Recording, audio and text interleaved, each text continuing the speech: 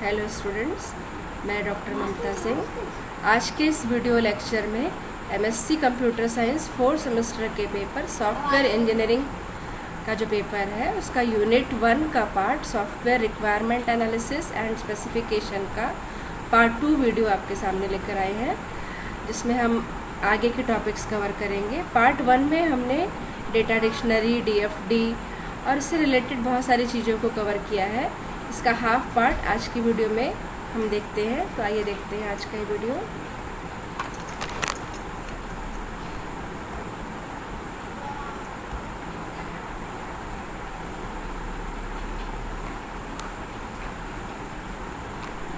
इसमें सबसे पहला हमारा टॉपिक है ER diagram. ER diagram that means entity relationship diagram. ये diagram are used in software engineering during the planning stage of the software project। किसी भी सॉफ्टवेयर प्रोजेक्ट के प्लानिंग फेज में ईआर डायग्राम का यूज़ किया जाता है। यह डायग्राम उसमें कितनी एंटिटीज़ हैं, उनके बीच क्या रिलेशंस हैं, उसके एट्रीब्यूट्स क्या है, उसको एट ए ग्लेंस रिप्रेजेंट करता है। They help to identify different system elements and their relationship with each other. It is often used as the basis for data flow diagram. Part 1 में आपने डेटा फ्लो डायग्राम क्या होता है देखा था कि उसका बेसिस प्रोवाइड करता है। ER modelling is a data modelling method used in software engineering to produce a conceptual data model of an information system. किसी भी इंफॉर्मेशन सिस्टम के कॉन्सेप्चुअल डेटा मॉडल को रिप्रेजेंट करता है। Purpose of ERD, ER diagram क्यों बनाया जाता है? The database analyst gains a better understanding of the data to be contained in the database through the step of constructing the ERD।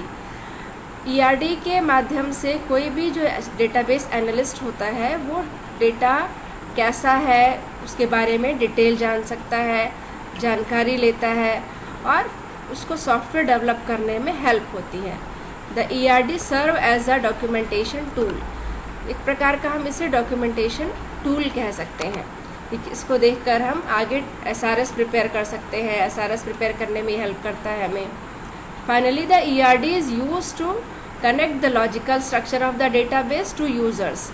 User को वो explain करता है कि लॉजिकल डेटाबेस कैसा होगा। Components of ER diagram, ER diagram कैसे बनता है, किन किन चीज़ों से मिलके बनता है? तो first is entity. An entity can be a real world object, either animate or inanimate, that can be merely identifiable। इसको सिंपल शब्दों में हम कह सकते हैं कि एंटिटी आप समझिए जैसा कोई डेटाबेस है आपका, यूनिवर्सिटी का कोई डेटाबेस है, तो यूनिवर्सिटी डेटाबेस में आपने टेबल रखा है टीचर, एम्प्लॉई, स्टूडेंट्स, ऐसे करके आपने 3-4 टेबल रखा है। तो टेबल का जो नाम है दैट इज़ एंटिटी। और रियल वर्ल्ड ऑब्जेक्ट अगर बोलते हैं तो सारी चीज़ें, जो भी एक टेबल भी है वो भी एंटिटी है, एक फ़ैन है वो भी एंटिटी है, उसकी जो प्रॉपर्टी होती है वो उसका एट्रीब्यूट होता है। तो हम टेक्निकल टर्म में समझेंगे कि किसी भी डेटाबेस में जितने भी टेबल होते हैं वो टेबल उसकी एंटिटी को रिप्रेजेंट करते हैं। For example in a school database, student, teacher, classes, courses can be treated as entities. Entity set, जैसे एंटिटी होता है, अगर हम सिमिलर टाइप की एंटिटी का सेट हो तो उसे हम एंटिटी सेट कह सकते हैं। जैसे a student set may contain all the students of a school, likewise a teacher set may include all the teacher of a school from all faculties. Attributes, इसका दूसरा कंपोनेंट है एट्रीब्यूट्स। एट्रीब्यूट्स का मतलब होता है कि उस पर्टिकुलर एंटिटीज़ के प्रॉपर्टीज़ क्या क्या हैं। Are denoted utilising their properties. All attributes है वैल्यूज़। सभी एट्रीब्यूट्स की कुछ वैल्यूज़ होते हैं। जैसे कोई आपका एक एंटिटी है स्टूडेंट, तो उसका एट्रीब्यूट होगा student ID, student name, class, marks. उससे रिलेटेड जो भी चीज़ें हैं वो उसकी हम एट्रीब्यूट्स बोल सकते हैं। जैसे कोई टीचर एंटिटी है तो उस टीचर एंटिटी के एट्रीब्यूट होंगे teacher ID, teacher name, designation, etcetera. Relationship, third component है ईआर डायग्राम का रिलेशन। रिलेशन क्या बताता है कि दोनों एंटिटीज़ के बीच में क्या रिलेशन है। The association among entities is known as relationship. Relationship are represented by the diamond-shaped box. For example, an employee works at a department, a student enroll in a course. हम आगे आपको बताएंगे कि ER diagram से कैसे हम relationship को diamond shape से रिप्रेजेंट करते हैं और दो एंटिटीज़ के बीच में क्या रिलेशन है इसको वो शो करता है। ये डायग्राम आप देख सकते हैं। ये ER डायग्राम है एक स्टूडेंट और कॉलेज के बीच का। आप देख रहे हैं कि स्टूडेंट एक एंटिटी है और कॉलेज एक एंटिटी है। तो एंटिटी को रिप्रेजेंट करने के लिए रेक्टेंगल बॉक्स का यूज़ किया जाता है। तो रेक्टेंगल बॉक्स में स्टूडेंट और कॉलेज लिखा हुआ है। आप स्टूडेंट की जो एट्रीब्यूट्स है उसको हम एलिप्स में लिखते हैं, ओवल शेप में लिखते हैं, like student ID, student name, student address. Similarly college का जो एट्रीब्यूट है, प्रॉपर्टी है, जैसे कॉलेज ID, कॉलेज नेम, उसको भी ओवल शेप में लिखा गया है। अब स्टूडेंट और कॉलेज के बीच में क्या रिलेशन है? स्टूडेंट स्टडी इन कॉलेज, तो रिलेशनशिप का हमने नाम दिया स्टडी इन। इसी प्रकार से आप डिफरेंट टाइप के ER डायग्राम्स ड्रॉ कर सकते हैं किसी भी यूनिवर्सिटी के लिए, कॉलेज के लिए, हॉस्पिटल मैनेजमेंट, जो भी है उसका एंटिटीज़ बनाकर उसके बीच हमें रिलेशन दिखाना होता है। नेक्स्ट टॉपिक है हमारा types of requirement documentation. Requirement documentation का मतलब होता है जब भी यूज़र किसी सॉफ्टवेयर डेवलपर को ऑर्डर करता है सॉफ्टवेयर बनवाने के लिए, चाहे वो डेवलपर हो या कंपनी के थ्रू ऑर्डर करता है, तो उसे अपनी रिक्वायरमेंट बतानी होती है कि उसे कैसा सॉफ्टवेयर चाहिए, किस पर्पस के लिए चाहिए, वो कौन कौन सी सर्विसेज पूरी करेगा, सिक्योरिटी कौन सी होना चाहिए, ऑथराइजेशन उसमें क्या होना चाहिए।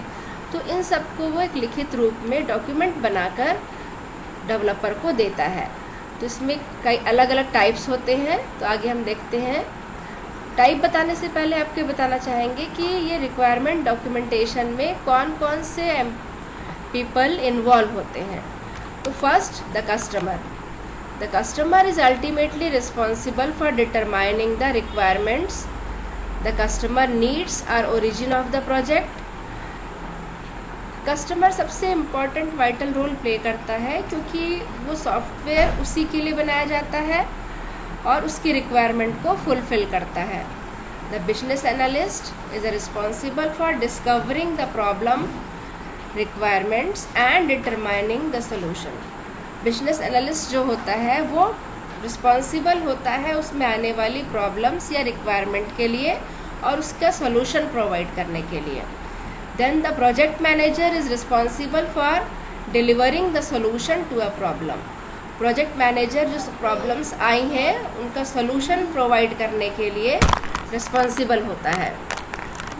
The system analyst uses analysis and design to satisfy business requirement using information technology.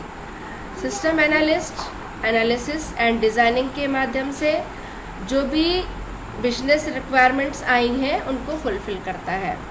The marketing manager develops the marketing strategy for the project in line with its requirement। Marketing manager का काम होता है कि उस project के लिए जो भी स्ट्रैटेजीज़ हों जो आगे उसके डेवलपमेंट में काम आए, उसके प्रोडक्शन तो हो गया, बन गया, पर उसको पॉपुलर होने के लिए मार्केटिंग की आवश्यकता होती है, तो वैसी स्ट्रैटेजी डेवलप करे जिससे वो पॉपुलर हो। The product manager is responsible for defining the why, when and what of the product that the development team will build। जो फाइनली डिफाइन करता है कि क्या प्रोडक्ट बना है, क्यों बना है, कैसे बना है, किसके लिए बना है और वो उस रिक्वायरमेंट को फुलफिल कर रहा है या नहीं जो उसे स्टार्टिंग में बताई गई थी।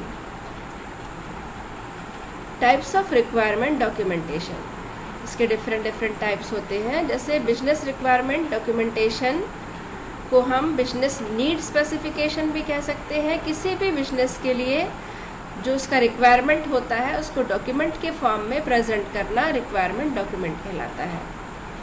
It details the problem that a product service system is trying to solve by logically listing high level business requirement in relation to customer needs. Customer की नीड को पूरा करने के लिए जो आपकी रिक्वायरमेंट डॉक्यूमेंट बनेगा वो बहुत सही बनना ज़रूरी होता है कि अगर आपका रिक्वायरमेंट डॉक्यूमेंट में दी गई जानकारी सही नहीं है तो बनने वाला सॉफ्टवेयर भी राइट नहीं बन सकता। As well as non negotiable, it also details features the project should provide which can be interpreted as goal for the development team. इसका मतलब है कि ये नॉन नेगोशिएबल होना चाहिए कि जो चीज़ इसमें डाल दी गई कि हाँ ये होना चाहिए सिस्टम में, जो आप सिस्टम डेवलप करके दे रहे हैं तो वो होना ही चाहिए, उसमें कोई नेगोशिएबल वाला बात नहीं चाहिए। इसमें कुछ पॉइंट्स होने चाहिए। N outline of the requirement of the project, जो भी आपके डॉक्यूमेंट में है क्या क्या चीज़ें हैं ये आपको बता रहे हैं, उस प्रोजेक्ट के रिक्वायरमेंट से related outlines, objectives of the project कि प्रोजेक्ट किसके लिए है। प्रोजेक्ट यहाँ से हम समझ सकते हैं सॉफ्टवेयर, तो सॉफ्टवेयर का ऑब्जेक्टिव क्या है, क्यों बनाया जा रहा है। A need statement detailing why the project is needed and how it will meet those needs. इसमें बताया जाता है कि क्यों प्रोजेक्ट बनाया जा रहा है और वो कैसे उस आवश्यकता को, उस नीड को पूरा करेगा। Financial statements demonstrating how the project will be funded and its effect on the company balance sheet. Financial statements में आपको पता है फाइनेंस से रिलेटेड चीज़ें डिसाइड की जाती हैं, तो प्रोजेक्ट को फंड कौन कर रहा है, मनी कौन प्रोवाइड कर रहा है और उस कंपनी के बैलेंस शीट पर उसका प्रभाव क्या होगा। Functional requirement and features, personal needs, schedule, timeline and deadlines कि कब बनाना है, कितने टाइम पे बनाना है, लास्ट डेडलाइन क्या है, and finally cost benefit analysis कि वो सॉफ्टवेयर जो डेवलप हो रहा है उससे हमें प्रॉफिट हो रहा है कि लॉस हो रहा है, ये देखा जाता है। नेक्स्ट हमारा टॉपिक है software requirement specification, SRS। Software requirement specification is detailed description of a software system to be developed with its functional and non-functional requirement। जो भी हम सॉफ्टवेयर के लिए ऑर्डर करे हैं वो कैसा होगा, किस सर्विसेज, क्या क्या सर्विसेज देगा, वो सारी रिक्वायरमेंट चाहे वो फंक्शनल हो या नॉन फंक्शनल हो, वो सारी रिक्वायरमेंट का एक डॉक्यूमेंट बनाया जाता है और वो डॉक्यूमेंट डेवलपर को दे दिया जाता है। इस डॉक्यूमेंट का यूज़ बहुत सारे जो इंडस्ट्री में और दूसरे लोग भी होते हैं वो अलग अलग पर्पज़ से इस SRS का यूज़ करते हैं। आप जैसे MSc के स्टूडेंट हैं या ग्रेजुएशन फाइनल ईयर में भी प्रोजेक्ट बनाते हैं तो सबसे पहले आपको SRS बनाने बोला जाता है। उस समय हमें समझ में नहीं आता है कि SRS क्या होता है। तो बेसिकली आप जो भी प्रोजेक्ट बना रहे हैं, जैसे आप लाइब्रेरी मैनेजमेंट बना रहे हैं, स्कूल मैनेजमेंट बना रहे हैं, कॉलेज के लिए बना रहे हैं, तो वो क्या पर्पस को फुलफ़िल करेगा, उसका पर्पस क्या होगा, उसका इफ़ेक्ट क्या होगा, सर्विसेज क्या रहेंगी, क्या सर्विसेज नहीं रहेंगी, दैट मीन्स उसका लिमिटेशन क्या है, बाउंड्री क्या है, वो सारी चीज़ें डॉक्यूमेंट के फॉर्म में स्पेसिफाई करना ही SRS रिपोर्ट बनाना होता है। A software requirement specification is a document that capture complete description about how the system is expected to perform. उस SRS के कुछ प्रॉपर्टीज़ होना चाहिए, कैरेक्टरिस्टिक्स होना चाहिए जो हम एक एक करके डिस्कस करेंगे। First is correctness. User review is used to provide the accuracy of requirement in the SRS। SRS is said to be perfect if it covers all the need that are truly expected from the system। अगर किसी system से जो चीज़ें expect की गई थी और वो सारी चीज़ें फुलफ़िल हो रही हैं तो उस मायने में वो सॉफ्टवेयर करेक्ट माना जाएगा। दैट मीन्स यूज़र का जो रिव्यू है कि जो चाहिए था वो मिला कि नहीं, वो बहुत इम्पॉर्टेंट रखता है। अगर वो सारा चीज़ मैच कर जा रहा है that means your software is correct. Completeness of software SRS indicates every sense of completion including the numbering of all the pages, resolving the to be determined parts to as much extent as possible as well as covering all the functional and non-functional requirement properly। completeness मतलब उस SRS में जो software बनाना है उसके हर एक पहलू को cover किया गया है या नहीं किया गया है, जिसमें नंबर ऑफ पेजेस से लेकर उसके पार्ट्स क्या होंगे, उसकी फंक्शनल रिक्वायरमेंट क्या होगी, उसकी नॉन फंक्शनल रिक्वायरमेंट क्या होगी, वो सब SRS में है या नहीं है। Then consistency, the SRS is consistent if and only if no subset of individual requirement described in its conflicts। Consistency का मीन्स होता है कि कुछ भी ऐसी बातें उसमें ना हो जो दूसरी बातों को कॉन्फ्लिक्ट करती हो, विवाद उत्पन्न करती हो। तो हमारा SRS हमेशा कंसिस्टेंट होना चाहिए। Unambiguous, SRS is unambiguous when every fixed requirement has only one interpretation। अगर हर एक रिक्वायरमेंट से जो उसका इंटरप्रिटेशन निकल रहा है वो एक समान ही निकलना चाहिए। वो एम्बिगुअस हो सकती है अगर एक ही चीज़ दो अलग अलग बातें कहता है तो हम उसे एम्बिगुअस कहते हैं। तो हमारा जो SRS होता है वो अनएम्बिगुअस होना चाहिए। Ranking for importance and stability, the SRS is ranked for importance and stability if each requirement in it has an identifier to indicate either the significance or stability of that particular requirement। that means आप जो SRS बन रहा है वो stable होना चाहिए, बहुत important रखता है स्टेबिलिटी की, बार बार चेंजेस उसमें नहीं आना चाहिए। देन मॉडिफिएबिलिटी, मॉडिफिएबिलिटी का मतलब होता है कि SRS जब बन गया तो अगर हम उसमें कुछ मॉडिफाई करना चाहते हैं, चेंज करना चाहते हैं, वो इजी टू मॉडिफाई हो, उससे किसी दूसरी चीज़ों को ही अफेक्ट ना पड़े। Verifiability, verifiability is correct when the specified requirement can be verified with a cost effective system to check whether the final software meets those requirement. Final software specified requirement को पूरा कर रहा है तो वेरीफिएबिलिटी चेक होती है कि हाँ ये वेरीफिएबल है, जो बोला गया था वो उसमें है। ये जो रिक्वायरमेंट्स होती हैं उनको वेरीफाई किया जाता है with the help of reviews. इस जो भी रिव्यूज़ मिलते हैं यूज़र्स के कि ये कैसा है, सही है, गलत है, तो उससे हम वेरीफाई करते हैं कि एक्सपेक्टेड सॉफ्टवेयर बना है या नहीं। Design independence, there should be an option to choose from multiple design alternatives for the final system. More specifically the SRS should not include any implementation detail. Design implementation में उस software को बनाने के लिए मल्टीपल डिज़ाइंस के options आते हैं। Finally decide करना कि कौन सी डिज़ाइन को लेके हमारा सॉफ्टवेयर तैयार किया जाता है या तैयार किया जाएगा, उसके लिए इंडिपेंडेंस मतलब छूट होनी चाहिए। जो भी डेवलपर बना रहा है उस डिज़ाइन में कोई कंस्ट्रेंट नहीं आना चाहिए। Then testability, an SRS should be written in such a method that it is simple to generate test cases and test plans for the report. किसी भी सॉफ्टवेयर को डिप्लॉयमेंट करने से पहले उसके टेस्टिंग किया जाता है। कई प्रकार की टेस्टिंग होती है, आपने सॉफ्टवेयर इंजीनियरिंग के पेपर में पढ़ा होगा, black box testing, white box testing, जो उसके डिफरेंट पार्ट्स को चेक करती है, जिसके लिए टेस्ट केसेस बनाए जाते हैं और टेस्ट प्लान बनाए जाते हैं। तो हमारा जो SRS हो उसमें टेस्टेबिलिटी के लिए भी ऑप्शन दिखने चाहिए कि वो आगे अगर टेस्ट करना है तो उसके टेस्ट प्लान्स क्या होंगे। Traceability, one should be able to trace a requirement to a design component and then to a code segment in the programme.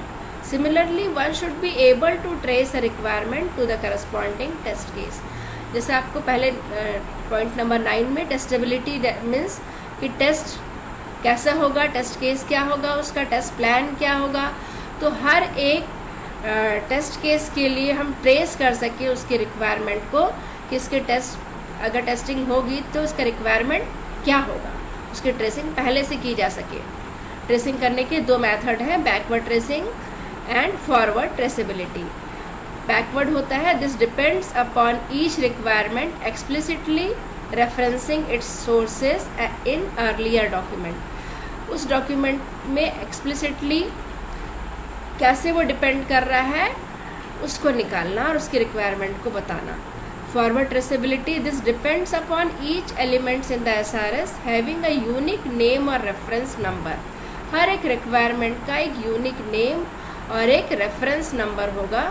The forward traceability of the SRS is especially crucial when the software product enter the operation and maintenance phase. अगर वो software maintenance phase में या operation phase में है तो उसको trace करना थोड़ा क्रुशियल हो जाता है, टफ हो जाता है। अंडरस्टैंडेबल बाय द कस्टमर, सबसे मोस्ट इम्पॉर्टेंट थिंग है कि जो भी चीज़ हम किसी के लिए बनाएं और उसी को समझ में न आए तो उसका कोई मीनिंग नहीं रह जाएगा। इसीलिए वो सॉफ्टवेयर ईजी टू अंडरस्टैंड होना चाहिए कि एंड यूज़र को, जिसको हो सकता है कंप्यूटर का बहुत ज़्यादा टेक्निकल नॉलेज ना हो और थोड़ी सी समझ बस रखता हो, तो भी वो सिस्टम को ईजिली ऑपरेट कर सके। Then right level of abstractions, abstractions का मतलब होता है कि वो टफ चीज़ें हाइड कर दी जाए यूज़र से जो उसके मतलब की नहीं है। तो ऐसा एक SRS इसमें क्या क्या पार्ट जो उसके मतलब का नहीं है वो हिडन लेवल पे रहे। तो एब्स्ट्रैक्शन का लेवल क्या होगा वो तैयार किया जाता है, SRS में बताया जाता है। तो ये थे कैरेक्टरिस्टिक्स ऑफ SRS। आगे हम देखते हैं कंपोनेंट्स ऑफ SRS। SRS के क्या क्या कंपोनेंट्स होते हैं। कंपोनेंट में फर्स्ट कंपोनेंट है functional requirements. Functional requirements specify what output should be produced from the given inputs. जो भी इनपुट दिया गया है उसका फाइनल आउटपुट क्या होगा ये बताया जाता है। So they basically describe the connectivity between the input and output of the system. Input क्या होगा उसी पे आउटपुट डिपेंड करता है, नेचुरल है। तो functional requirement totally based on inputs, जिसमें कवर होता है detail description of all the data inputs and their sources, the units of measure and the range of valid inputs.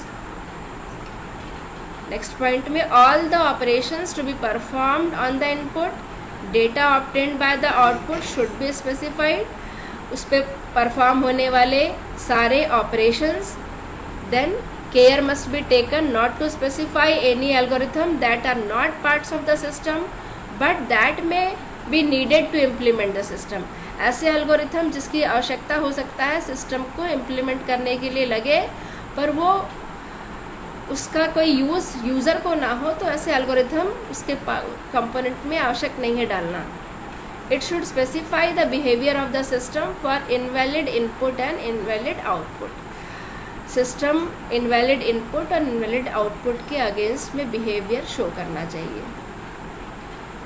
Second component is non functional requirements. Non functional necessities accommodate the characteristics of the system which may not be expressed as functions। ऐसी चीज़ें जो function में नहीं आती हैं वो non functional होती हैं, जैसे मेंटेनेबिलिटी, रिलायबिलिटी, एक्यूरेसी, और ये चीज़ें फंक्शनल रिक्वायरमेंट से भी टफ होती हैं। फंक्शनल रिक्वायरमेंट में तो पहले बता दिया जाएगा कि हाँ ये हार्डवेयर रिक्वायरमेंट है, सॉफ्टवेयर रिक्वायरमेंट है, बट आप रिलायबिलिटी चेक करना, एक्यूरेसी चेक करना, ह्यूमन कंप्यूटर इंटरफेस इश्यूज कैसे आ रहे हैं, कैसे सॉल्व करना, कंस्ट्रेंट क्या है, ये सारी चीज़ें नॉन फंक्शनल रिक्वायरमेंट में आती हैं। ये भी SRS का एक कंपोनेंट होता है। Goals of implementation. The goals of implementation part document some general suggestions relating to development. Finally, उस जो हमारा गोल है कि ऐसा सॉफ्टवेयर चाहिए वो अचीव होना चाहिए, तो उसके लिए कुछ सजेशन अगर होते हैं वो भी डॉक्यूमेंट में दिए जाते हैं। The goal of the implementation section would possibly document problem like revision to the system functionalities that will be needed within the future, new devices to be supported within the future, reusability problem etcetera. Future में वो software reusable होगा कि नहीं होगा, future में आने वाली problems अगर आई तो वो सॉल्व कैसे होंगी, इन सब चीज़ों को कैसे सॉल्व किया जाएगा, ये मोस्ट लाइकली थोड़ा प्रॉब्लमेटिक भी होता है, बट ये SRS में इसको डिफाइन किया जाता है। परफॉर्मेंस रिक्वायरमेंट या speed requirement, this part of an SRS specify the performance constraint on the software system. All the requirements related to the performance characteristics of the system must be clearly specified। उस software के performance से संबंधित जितनी भी requirement होती हैं वो सभी क्लियरली स्पेसिफाइड होनी चाहिए। Design constraints, The client environment may restrict the designer to include some design constraint that must be followed. Client platform जो होता है, क्लाइंट चाहता है कि उसको डिज़ाइन इसी प्रकार का चाहिए, इंटरफेस ऐसा ही दिखना चाहिए, तो वो कंस्ट्रेंट होने चाहिए कि अल्टीमेटली वो जो बन रहा है प्रोडक्ट वो यूज़र के लिए बन रहा है, क्लाइंट के लिए बन रहा है, तो क्लाइंट का जो डिज़ाइन कंस्ट्रेंट है वो फॉलो होना चाहिए. Standard compliance, it specify the requirement for the standard the system must follow. जो भी आपका यूज़र है, क्लाइंट है, वो जो चाह रहा है रिक्वायरमेंट उसको फॉलो होना है, कंप्लीट होना है. द स्टैंडर्ड में include the report format and according procedures. हो सकता है इसमें कुछ रिपोर्ट फॉर्मेट में भी मिले, तो इन सब चीज़ों को एक स्टैंडर्ड कंप्लायंस प्रोवाइड करना होता है. Security, currently security requirement have become essential and major for all types of system. किसी भी प्रकार के सिस्टम हम डेवलप करने जा रहे हैं तो सिक्योरिटी ऑथराइजेशन एक मोस्ट इम्पॉर्टेंट पार्ट होता है जो सभी सॉफ्टवेयर में होना चाहिए. Security requirement place restrictions on the use of certain commands, control access to database, provide different kinds of access. उस सॉफ्टवेयर को कौन एक्सेस करेगा, कुछ कमांड्स, सिक्योरिटी कमांड्स क्या होंगे, कंट्रोल एक्सेस क्या होंगे, पासवर्ड क्या होगा, क्रिप्टोग्राफी टेक्निक कौन सी यूज़ होगी, ये सारी चीज़ों को सिक्योरिटी में देखा जाता है.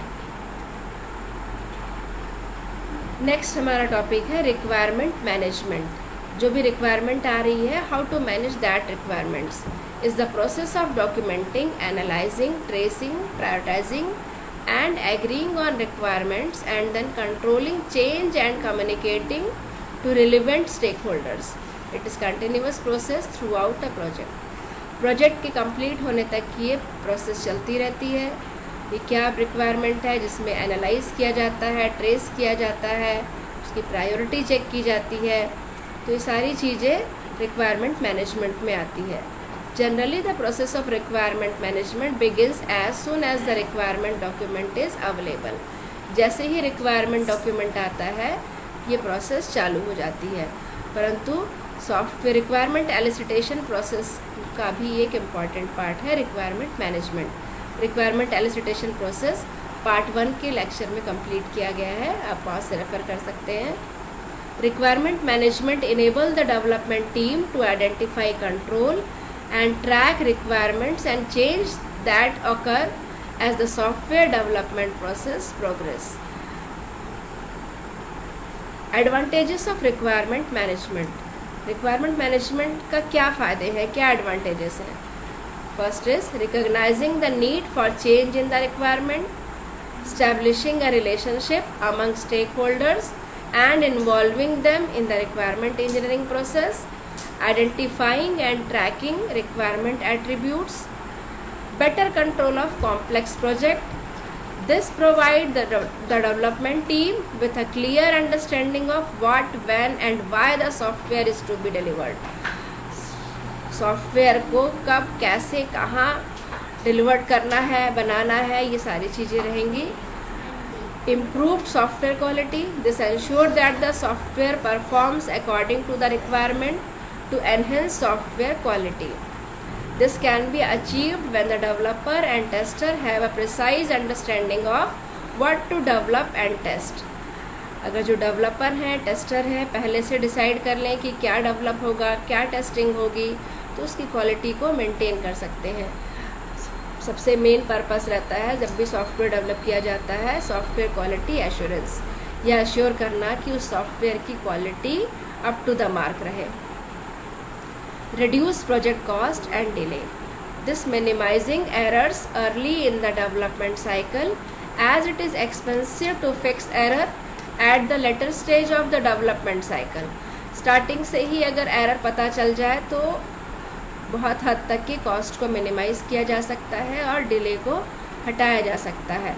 क्योंकि जब भी सॉफ्टवेयर का एग्रीमेंट होता है तो उसका डिलीवरी टाइम, डेडलाइन टाइम भी फिक्स किया जाता है. अगर उस टाइम से ऊपर आपने डिलीवरी करी तो उसमें सम फाइन भी आपको पे करना होता है. Improve team communication. This facilitates early involvement of users to ensure that their needs are achieved. जो भी उनकी नीड्स हैं वो अचीव हो रही हैं, इस चीज़ को इसमें ध्यान रखा जाता है। Easing compliance with standards and regulation, this ensure that standards involve with software compliance and process improvement have a thorough understanding of requirement management. Requirement management का थॉरली समझना इसके अंतर्गत आता है। Next topic is the IEEE standards for requirement documents.